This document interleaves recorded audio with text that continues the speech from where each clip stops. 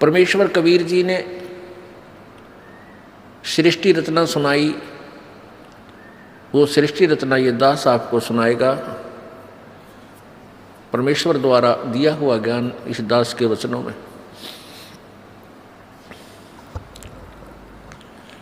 सर्वप्रथम केवल एक ही लोक था जिसको अकय लोक बोलते हैं, अनामी लोक कहते हैं। उसमें परमेश्वर कबीर जी अकेले थे। उसके बाद उस परमेश्वर ने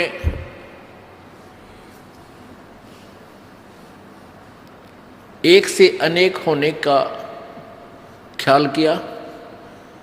उसके लिए उस परमेश्वर ने अकय लोक से नीचे के 3 लोकों की और रचना की। वो लोक हैं अकय लोक से नीचे का अगम लोक, उससे नीचे का अलख लोक, उससे नीचे का लास्ट वाला चौथा लोक जो है, यानी अनामी अलग अकय लोक से अलग वो तीसरा लोक, और कुल मिलाकर चौथा लोक जो है वो सत्य लोक है। उसी पूर्ण परमात्मा ने, पूर्ण प्रभु ने, कबीर देव ने, कबीर साहब ने अपने ही अन्य 3 रूपांतर और किए। अगम लोक में वो अगम पुरुष कहलाता है, अलख लोक में अलख पुरुष, और सत्य लोक में वो सत्य पुरुष। एक ही परमात्मा अपने 3 रूप बनाकर वहां विराजमान है। परमेश्वर ने सर्वप्रथम सतलोक की रचना की, सतलोक के अंदर सृष्टि रचना की। अपनी सबद शक्ति से 16 पुत्रों की, अपनी प्रथम वचन से 16 द्वीप, 16 स्थान अलग अलग परमात्मा ने बनाए। फिर 16 शब्दों से, 16 वचनों से 16 पुत्रों की उत्पत्ति की, और उन सबको कहा कि तुम अपने अपने द्वीप में अलग अलग रहो। उसके पश्चात परमेश्वर ने, कबीर जी ने अपने पुत्र उन 16 में से जो अचिंत है उससे कहा कि अचिंत आप अन्य रचना आप करो। अब अचिंत ने परमेश्वर से प्राप्त शक्ति के आधार से इस अक्षर पुरुष अर्थात परब्रह्म की उत्पत्ति की। अक्षर पुरुष स्नान करने के लिए उस मानसरोवर में चला गया जो परमात्मा ने ही उन सब द्वीपों के साथ ही रचना की थी। ये सरोवर तालाब आदि एक जैसे शहर के नगर के अंग ही होते हैं, ऐसे इस मानसरोवर के अंदर वो स्नान करने के लिए गया, क्योंकि वहाँ श्वासों से शरीर नहीं है। सतलोक में श्वासों से शरीर नहीं है, और वहाँ ऐसा शरीर है जो बगैर वायु के भी रह सकते, वहाँ जीवित रहते हैं। जैसे आप देखते हो जल के प्राणी जल में ही रहते हैं, वो बाहर वायु ग्रहण करने आते ही नहीं। तो जल के अंदर वो जाकर के उस शीतल जल में सो गया, काफ़ी समय तक बाहर नहीं आया। तब परमेश्वर कबीर जी ने, उस पूर्ण ब्रह्म ने, सत्य पुरुष ने, सतलोक के मालिक ने उस सरोवर से जल लिया, उसको अपनी सबद शक्ति से एक अंडा बना दिया, और एक वचन से उसके अंदर एक आत्मा, अपने ही अंदर से एक आत्मा प्रवेश की। उस अंडे को जल में छोड़ दिया। वो अंडा गड़गड़ गड़गड़ करता हुआ जब जल के नीचे जाने लगा, उसकी आवाज़ से उस अक्षर पुरुष अर्थात परब्रह्म की निंद्रा भंग हो गई। जो ही उसने उठकर देखा, जिसकी अधूरी नींद कोई जाग जाता है तो उसको थोड़ा सा क्रोध होता है, और किसी आवाज़ से उठ जाता है तो उसकी तरफ उसको उसका आकर्षण होता है और उसके प्रति उसको कुछ अक्षुब्ध होता है, दुख होता है। तो उस क्रोध के दृष्टि से, उस क्रोध दृष्टि से देखा, उसके क्रोध के तेज से वो अंडा दो भाग हो गया और उसमें से वो ज्योत स्वरूपी निरंजन, ये ब्रह्म, जिसका वास्तविक नाम कैल है, कैल काल, ये आगे चल के प्रसिद्ध हुआ। तो वो ज्योति निरंजन ब्रह्म निकला। आकाशवाणी की परमेश्वर ने कि तुम अक्सर पुरुष, तुम निद्रा में थे, तुझे जगाने के लिए सब ये क्रिया करनी पड़ी, तुम दोनों बाहर आओ। दोनों बाहर आए, प्रणाम किया। परमेश्वर ने कहा कि जाओ तुम दोनों अचिंत के द्वीप में रहो। आदेश पाकर के दोनों वहां चले गए अचिंत के द्वीप में। उसके बाद परमात्मा ने कहा कि अचिंत, तेरे बस का नहीं है सृष्टि रचना करना, आगे से सब रचनाएं मैं स्वयं करूंगा। परमात्मा ने ये लीला इसलिए की थी कि ये बालक कहीं बाद में अपना जीवन कर्म ना बिगाड़ लें, इनकी फड़क निकाल दूं, इनका भ्रम मिटा दूं कि समर्थ ही कार्य सब कर सकता है, जीव के बस का नहीं। अचिंत चुपचाप बैठा रहा, अक्सर पुरुष वहां जा करके सो गया, उसके बस की बात नहीं, इसको कैसे जगाऊं। तो जीव जीव ही रहेगा और पीव पीव ही है, परमात्मा परमात्मा ही होता है। इसलिए परमेश्वर ने कहा कि अब तुम बीच में टांग मत अड़ाना, तुम्हारे बस का नहीं है कुछ भी, मैं स्वयं ही सब करूंगा। इससे परमात्मा ने, उसके बाद हम सभी आत्माओं को, असंख्य आत्माओं को अपनी वचन शक्ति से वहाँ सतलोक में भर दिया। हम सभी वहाँ आनंद से रहने लगे। वहाँ कोई दुख नहीं था, कोई कष्ट नहीं था, किसी चीज़ का अभाव नहीं था। सब भंडारे भरे रहते हैं, काजू किस्मत सेब संतरे वहाँ के जो फल हैं, मेवा है, वो सदाबहार बाग हैं। अमृत आहार है, अमृत ही वहाँ का जल है।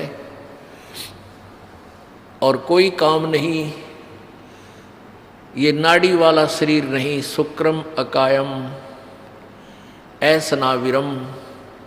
वहाँ हमारा जो शरीर है वो बगैर स्नायु का है, और ये माता पिता के योग से बने हुई शुक्र से बना हुआ हमारा शरीर नहीं है।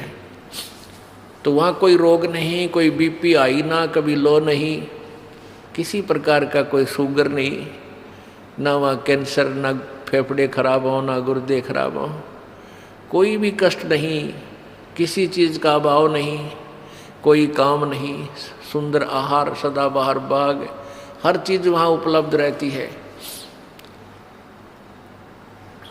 चार मुक्ति जहाँ चंपी करती माया होरी दासी, दास गरीब अभय पद पर से वहाँ मिले राम अविनाशी। वहाँ जहाँ जैसे यहाँ की चौथी मुक्ति ब्रह्मलोक में जाना होता है, वहाँ पर अपने पुण्यों के आधार से कुछ दिन स्वर्ग के अंदर वो सुविधाएँ जो प्राप्त हैं, जैसे होटल में जाके अपनी ही पूंजी से ये प्राणी सुविधाएं प्राप्त करता है, और पूंजी समाप्त होने के बाद फिर अपने कर्म क्षेत्र में आ जाता है जहाँ वो काम करता है। इसी प्रकार स्वर्ग, महास्वर्ग, चौथी मुक्ति जो प्राप्त करते हैं यहाँ की साधना से, वो ऐसा समझो जैसा शिमला के अंदर कोई सेठ साहूकार व्यक्ति, धनी व्यक्ति गर्मियों के दिनों में 2 महीना विश्राम करावे, अपने 20-30 हज़ार रुपये ले जावे और सब अपनी जेब से खाओ पियो मस्ती मारे, बर्बाद करके वापस अपनी फिर दुकान पा बैठे, फिर कर्म करे, फिर पैसे बचावे, अगली गर्मियों में फिर 2 महीने घूमे आवे। ऐसा यहाँ की स्वर्ग, महास्वर्ग अर्थात ब्रह्मलोक तक की उपलब्धि है, प्राप्ति है, का फल है। तो परमात्मा कहते हैं सतलोक के अंदर वहाँ पर ये चारों मुक्ति सदा पड़ी रहे, कभी समाप्त नहीं हो। जो सुख यहाँ कि चौथी मुक्ति प्राप्त प्राणी को है, वहाँ आपका कभी समाप्त नहीं होगा। वो आपके चरणों में इतना सुख सदा रहेगा और सदा था।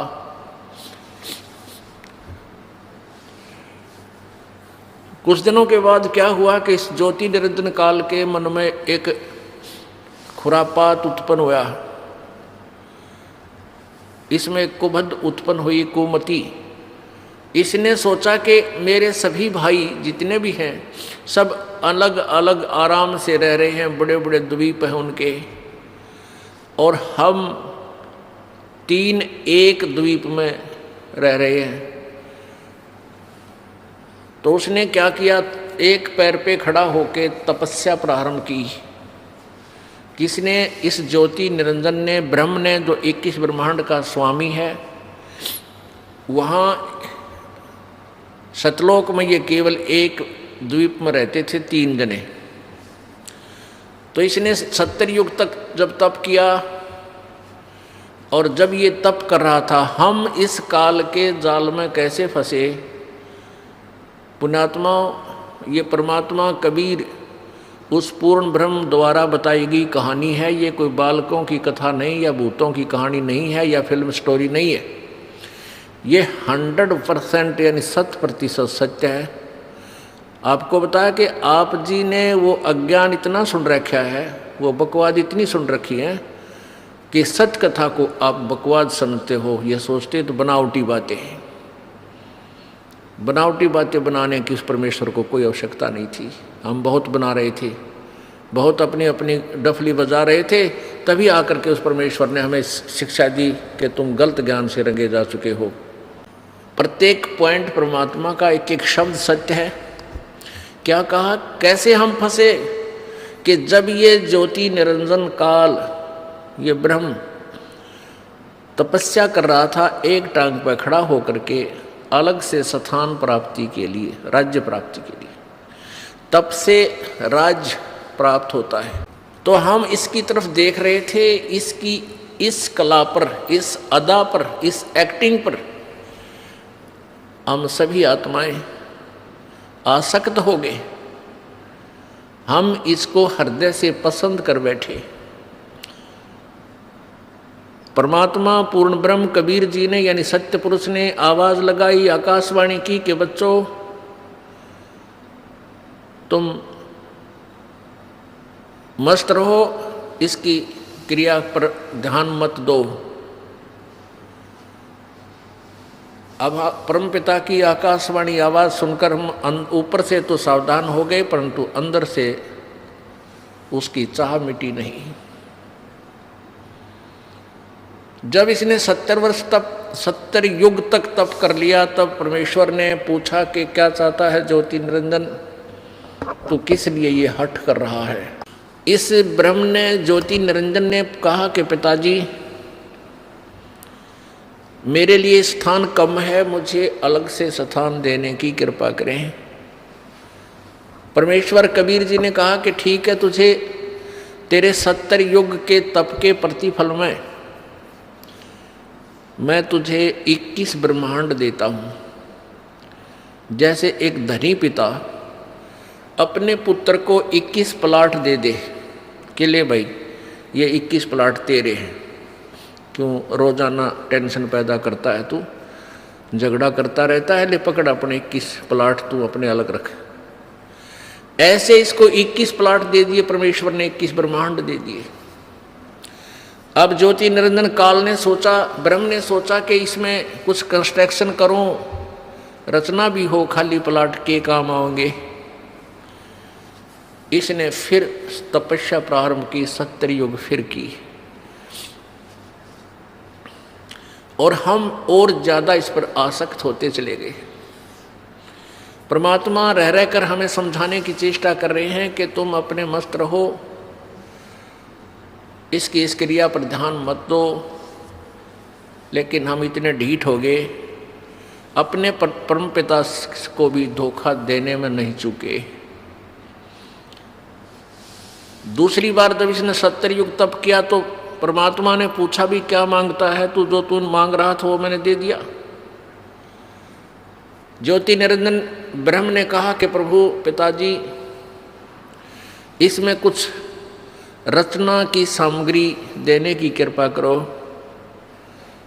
परमेश्वर ने कहा कि ले बेटा, 5 तत्व और 3 गुण प्रभु ने बनाकर अपनी सबद शक्ति से उत्पन्न करके इसको दे दिए। अगले खेल ले, खेल खिलौनों से।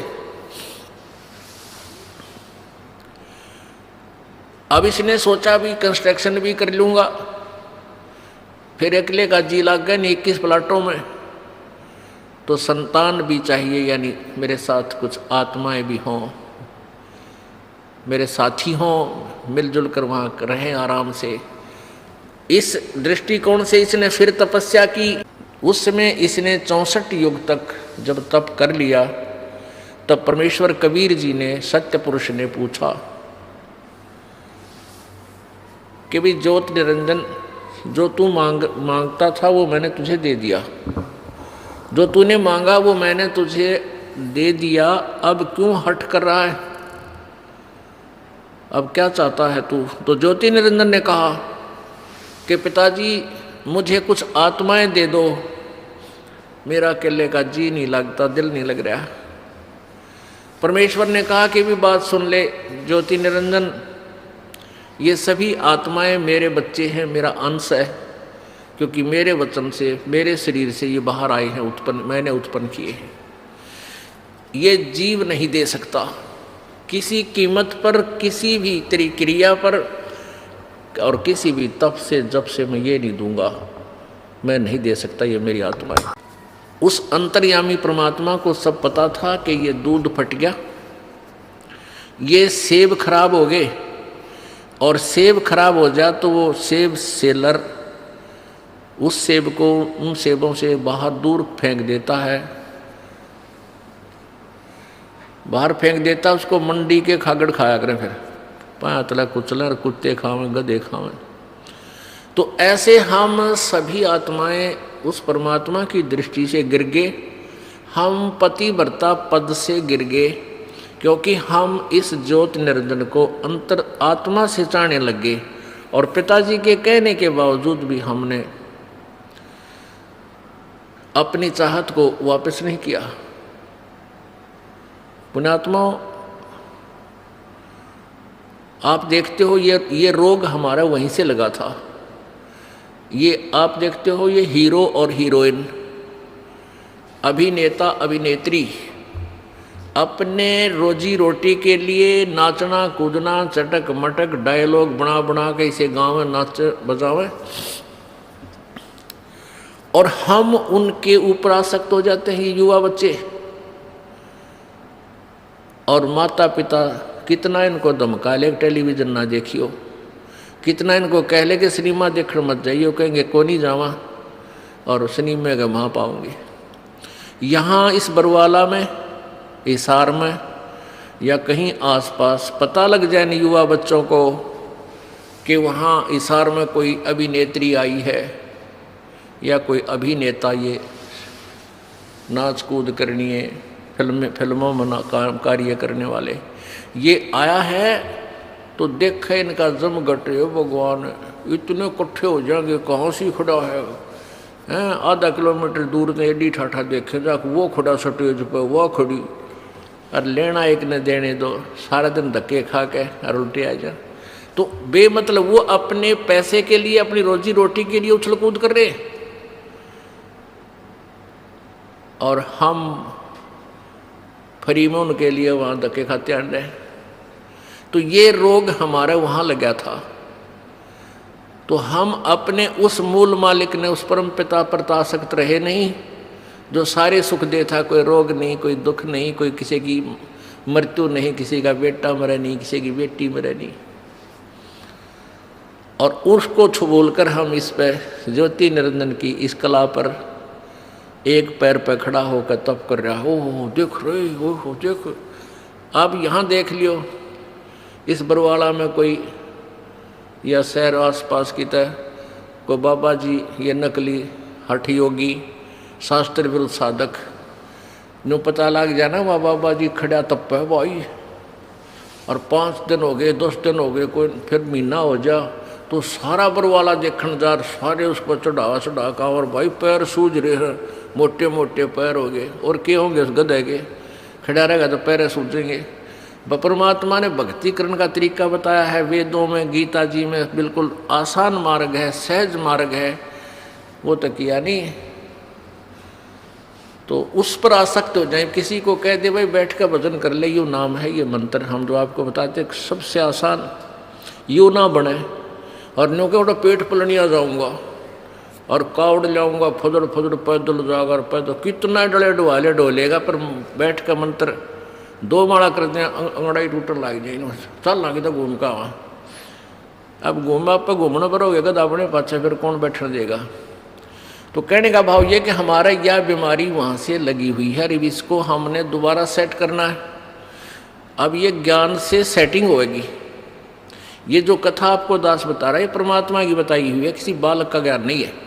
इसको आपने हृदय में लिख लेना है और तब इस ज्ञान को, अध्यात्म ज्ञान को आप समझ पाओगे, नहीं तो ऐसे ही भ्रमित रहेंगे। क्योंकि सृष्टि रचना के बिना कोई भी सिर पैर किसी शास्त्र का आप समझ नहीं सकते।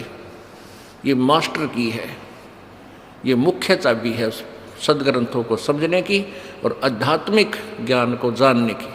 तो परमेश्वर ने कहा भाई बात, एक शर्त है मेरी, एक शर्त पर मैं तेरे साथ अपनी इन आत्माओं को भेज सकता हूँ, यदि कोई सब इच्छा से तेरे साथ जाना चाहते हो तो चले जाएंगे, फिर मैं उनको आज्ञा दे दूंगा। ज्योति निरंजन ये ब्रह्म हमारे पास आया, सभी आत्मा जो आज गधा कुत्ता सुअर मच्छर माखी गंदी लाड़ी के कीड़े हैं, जल के कीड़े जलचर बने हुए हैं, या ब्रह्मा विष्णु महेश बने हुए हैं, या दुर्गा बनी है, माताएं बनी हैं, जितनी देवियां बनी हैं, देवता बने हैं, ये सभी हम वहाँ सतलोक में रहा करते हैं। ये ज्योति निरंजन हमारे पास आया, ओए होए, हम तो पहले चाह रहे थे इसको जैसे यहाँ कोई आ जाए हीरो, और फिर देखे हीरो बालक पता लगते तो उनसे पता लगा, रोटी छोड़ के भाग लेंगे, हीरो आ गया, हीरो आ रहा, हीरो आ रहा है, वहाँ जा खड़े होंगे। तो ऐसे हम सभी उसके चारों तरफ घूम गए, झूम गए।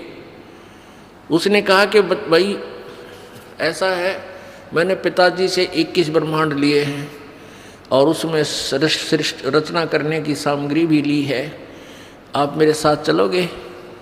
वहाँ से बनाऊंगा, स्वर्ग बनाऊंगा, महास्वर्ग बनावाएंगे, हैं, वहाँ से ऐसे लगाएंगे, मेवा लगाएंगे, ऐसे करेंगे। तो हमने कहा कि हम तैयार हैं, यदि पिताजी आज्ञा दे दें तो हम आपके साथ चल पड़ेंगे। ज्योति निरंजन ने परमपिता से जाकर कहा कि पिताजी कुछ आत्माएं सब इच्छा से मेरे साथ जाने के लिए एग्री हैं, सहमत हैं। परमेश्वर ने कहा कि मेरे सामने उनसे स्वीकृति दिला तब मैं मानूं। परमेश्वर कबीर देव, सतपुरुष कबीर देव, कबीर साहब वहाँ आए और हम सबसे कहा कि भी जो आत्मा इस ज्योति निरंजन के साथ जाना चाहता है वो हाथ खड़ा करके स्वीकृति दे। आप पिताजी के सामने जो रोज ये कहा करता कि इसकी तरफ मत देखो, हम सभी शर्मिंदा हो गए और नीची गर्दन कर ली, कोई नहीं बोला, सन्नाटा छा गया। परमेश्वर ने फिर कहा कि भाई बोलते क्यों नहीं तुम? ये ज्योति निरंजन तो कह रहा था कि कुछ आत्माएं मेरे साथ चलने को तैयार हैं, बताओ कौन है? परमेश्वर ने कहा भी ज्योति निरंजन तो झूठ बोल रहा था, कोई भी तेरे साथ जाने को तैयार नहीं है। तो ऐसा सुनकर एक कर्महीन आत्मा ने सबसे पहले स्वीकृति दी कि मैं जाना चाहता हूँ, मैं जाना चाहता हूँ। अब फिर हमने सोचा कि सारी लूट ये अकेला लूट जा, वो आत्मा अकेली ही लूट जा, तो फिर हमने भी सारा, जैसे बच्चे क्लास में नहीं होते, अध्यापक पूछता है भाई जिसका प्रश्न याद है वो हाथ खड़ा करे, पहले डरता डरता एक आधा कराया करे, फिर उसको देखते सारे कर दे कदे हमारे पिटाई हो जा। तो सभी के हाथ लहरा रहे हैं। परमात्मा बोले भाई ठीक है, ज्योति निरंजन तू जा अपने ये 21 ब्रह्मांड जो प्लाट थे ये ऊपर ही थे सतलोक के अंदर एक कोने में बहुत दूर। परमेश्वर ने कहा कि तू जा अपने उन प्लाटों में, इन सभी आत्माओं ने जो तेरे साथ जाने की स्वीकृति दी है ये मेरे कंप्यूटर में आ गई, इनकी सब के नंबर, इनको मैं अपने हिसाब से भेजूंगा और तेरे पास ये आ जाएंगे। ज्योति निरंजन चला गया। उस समय परमेश्वर कबीर जी ने उस आत्मा का जिसने सबसे पहले हिम्मत की थी अपने परम पिता से विमुख होने की, उसका एक लड़की रूप बना दिया, एक लड़की का रूप बना दिया, लेकिन उसको स्त्री इंद्री नहीं लगाई परमात्मा ने, बाकी स्वरूप लड़की का बनाया। इसमें भी कोई राज था दाता का। ये देखना चाहते थे कि ये नीच आत्मा ये निरंजन कितना और गिरावट में आता है, और हम सभी आत्माओं को सूक्ष्म रूप बनाया, बीज रूप, और दुर्गा के शरीर में अपने वचन शक्ति से प्रवेश कर दिया। जैसे आप देखते हो कि डॉक्टर बताते हैं कि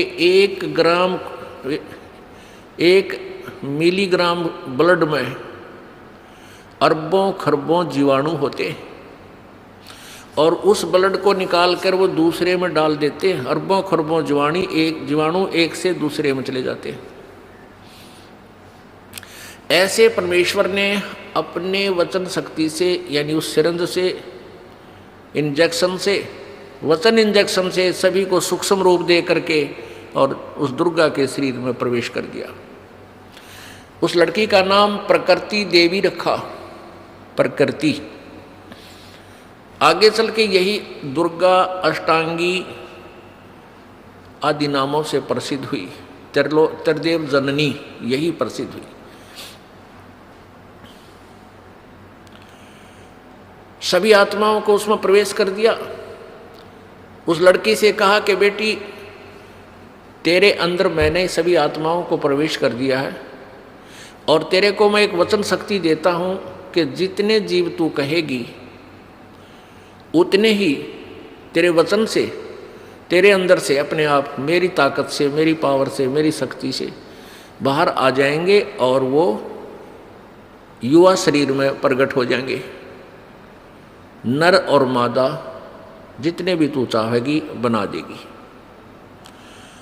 और अपने पुत्र सहजदास से कहा कि जा सहजदास अपनी बहन को, वो सहजदास कौन है? जो सबसे पहले 16 पुत्र उत्पन्न किए थे, उनमें से एक है सहजदास। कि जा इस लड़की को, अपनी बहन को ज्योति निरंजन के पास छोड़या। अब सहजदास अपने परम पिता की आज्ञा पाकर अपनी बहन दुर्गा को लेकर के ज्योति निरंजन के पास गया। प्रभु आदेश से उसे कह दिया, और आदेश दिया था प्रभु ने जोगजीत को कि सहजदास को कि बता देना उसको कि इस लड़की के अंदर मैंने सब आत्माएं प्रवेश कर दी हैं, और इस लड़की को शब्द शक्ति दे दी है, जितने जीव तू कहेगा ये उत्पन्न कर देगी। सहजदास ने जाकर के ज्योति निरंजन से कहा कि परमेश्वर ने, पिताजी ने सभी जीवात्मा जो तेरे साथ आना चाहती थी सबको सूक्ष्म रूप दे करके बीज रूप में और इस लड़की में प्रवेश कर दिया है, और इसको शब्द शक्ति दे दी है कि जितने जीव ये तू चाहेगा ये उसी से मैं उत्पन्न कर देगी, नर और मादा। ऐसा कहकर के जो सहजदास वापस आ गया, वहाँ दुर्गा यानी ये प्रकृति और वो काल ज्योति निरंजन दोनों रह गए। अब युवती होने के कारण लड़की का रंग रूप निखरा हुआ था, और ज्योति निरंजन के अंदर ये काम वासना का अंकुर फूट गया। उस युवा लड़की को देखकर इसके अंदर दुर्विचार उत्पन्न हुए, लड़की के साथ दुर्व्यवहार करने की चेष्टा की, उसके साथ बदतमीजियां प्रारंभ की। दुर्गा समझ गई कि इसकी नियत में दोष आ चुका है। प्रकृति देवी ने कहा कि ज्योति निरंजन मेरी एक अर्ज सुन ले, तू ये पाप मत कर, तू मेरा बड़ा भाई है, मैं तेरी छोटी बहन हूँ। तू पहले परमात्मा ने अंडे से उत्पन्न किया, उसके बाद हमारी उत्पत्ति की। और बहन भाई का ये नाता, ये दुराचार महाघोर पाप होता है, ऐसा जुल्म मत करें। अब ज्योत निरंजन ने एक नहीं सुनी उस देवी की, हर संभव यातना भी उसने कैंसिल कर दी, रिजेक्ट कर दी। तब दुर्गा ने सोचा कि अब तेरी इज्जत के बचाव का कोई विकल्प नहीं बचा। तब उसने अपना सूक्ष्म रूप बनाया और जो ही उसने बकवादों के लिए मुंह खोल रखा था, अभद्र तरीके थे, उसके मुख के माध्यम से और पेट में पहुंच गई।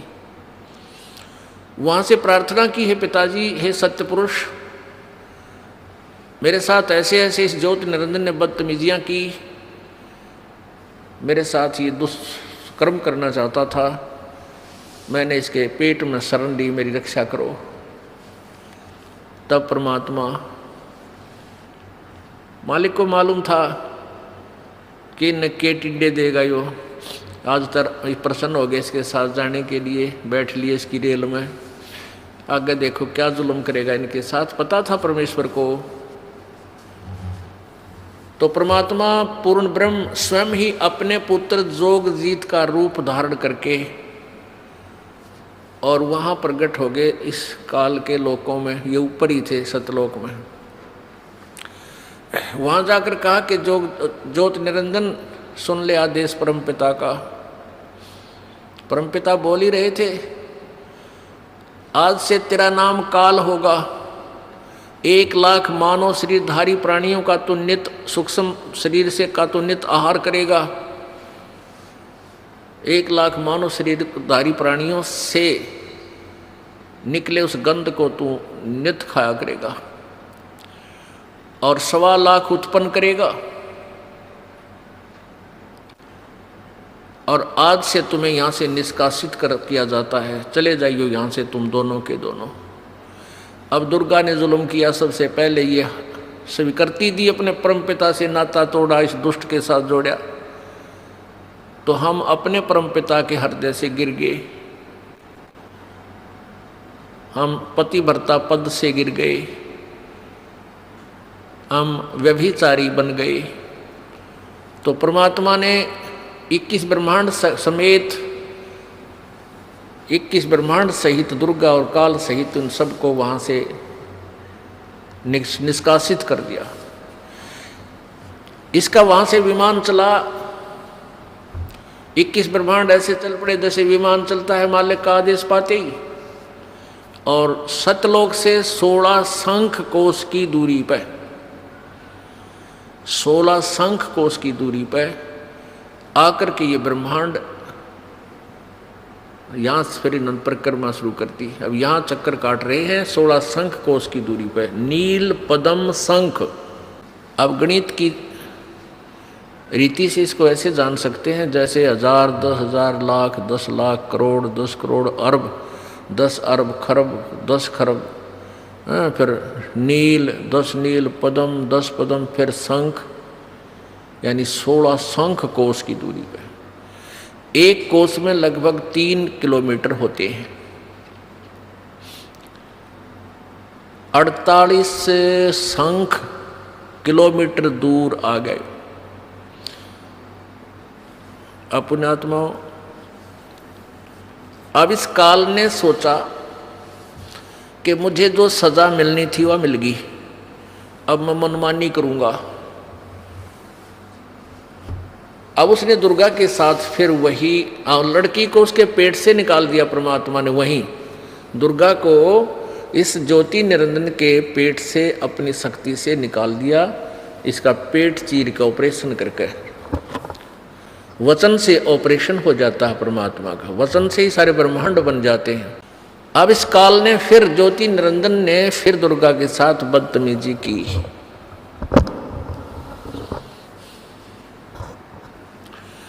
इसने फिर बदतमीजी प्रारंभ की। दुर्गा ने फिर प्रार्थना की कि ज्योति निरंजन, पहले तो तू मेरा बड़ा भाई, मैं छोटी बहन हुई तेरी, और फिर मैं तेरे पेट से बाहर आई हूँ, तेरी बेटी होगी।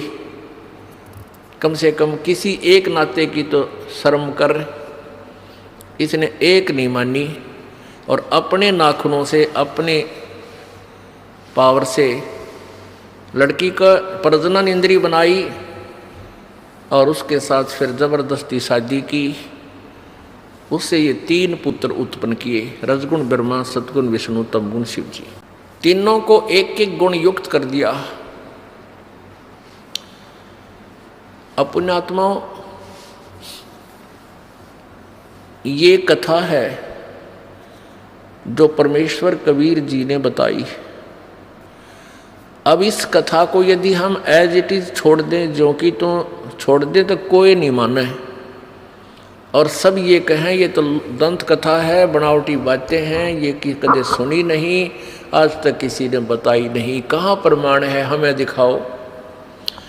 तो ये दास आपको ढेर सारे प्रमाण दिखाएगा और उन्हीं सदग्रंथों में दिखाएगा जिसको आप श्रोधार्य मानते हो, एथेंटिक मानते हो, वास्तविक मानते हो। उनमें से कौन कौन से हैं? पवित्र गीता जी, पवित्र 4 वेद, पवित्र 18 पुराण, इनके अंदर, और 5वां वेद जो आपको सुना रहा ये दास, सूक्ष्म वेद, ये दास आपको सुना रहा जो परमेश्वर ने, कबीर जी ने आके बताया।